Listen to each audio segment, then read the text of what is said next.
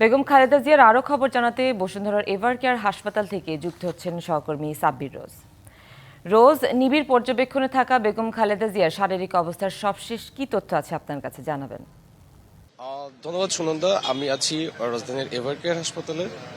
তো এই বেগম জিয়ার সর্বশেষ আপডেটের যে বিষয়টি রয়েছে সেটি আমরা গতকাল গেল 24 ঘন্টায় সবশেষ কোনো আপডেট সেভাবে আনুষ্ঠানিকভাবে পাইনি। তার আগের দিন মঙ্গলবার তার ব্যক্তিগত চিকিৎসক ডাক্তার এজেএম জাহিদ হোসেন বলেছিলেন তার অবস্থা অপরিবর্তিত রয়েছে, তার মানে স্থিতিশীল রয়েছে, এবং তিনি এটিও আশা ব্যক্ত করেছিলেন যে ক্রমে এই অবস্থা থেকে বেগম জিয়ার শারীরিক অবস্থার উন্নতি ঘটবে। আপনি জানেন গতকাল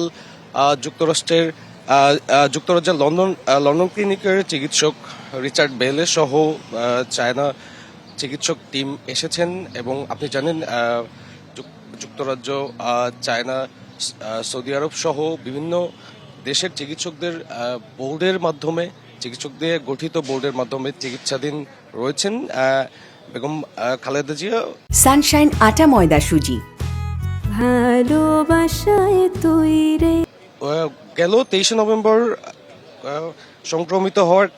সংক্রমিত হয় তাকে জরুরি ভিত্তিতে রাজধানীর এভারকেয়ার হাসপাতালে নেওয়া হয়, এবং 4 দিন পরে সংকটময় অবস্থায় দিকে গেলে তাকে ক্রিটিক্যাল কেয়ার ইউনিট বা সিসিইউতে গেল 27 তারিখে তাকে অ্যাডমিট করা হয়, এবং তারপর থেকেই তিনি এই চিকিৎসকদের যে বোর্ড রয়েছে তার তত্ত্বাবধানে চিকিৎসাধীন রয়েছেন, এবং বলাই যায় আজকে প্রায় 8 দিন তিনি সিসিইউতে চিকিৎসাধীন রয়েছেন। এবং মাঝে মধ্যেই তার চিকিৎসকরা আমাদেরকে যেটি জানিয়েছেন যে ক্রমেই তার আশা ব্যক্ত করছেন তার অবস্থার উন্নতি ঘটবে এমনটি, এবং দেশি বিদেশি চিকিৎসকদের যে বিষয়টি রয়েছে, আজকে যে বিষয়টি রয়েছে, নিরাপত্তার যে বিষয়টি রয়েছে, আপনি জানেন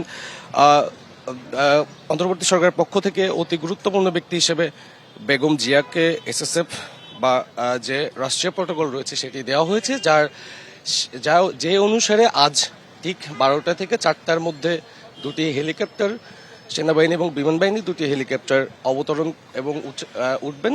তো এই মোটামুটি আজকের যে নিরাপত্তার বিষয়টি রয়েছে সেটিও আমরা এসেই লক্ষ্য করছি, এবং এখন পর্যন্ত আনুষ্ঠানিকভাবে আমরা জানতে পারিনি যে তার শারীরিক অবস্থার ব্রিফিং করা হবে কিনা। তো জানলে পরবর্তী সংবাদে আপনাকে জানাতে পারবো। সুনন্দা, সাব্বির, ধন্যবাদ আপনাকে।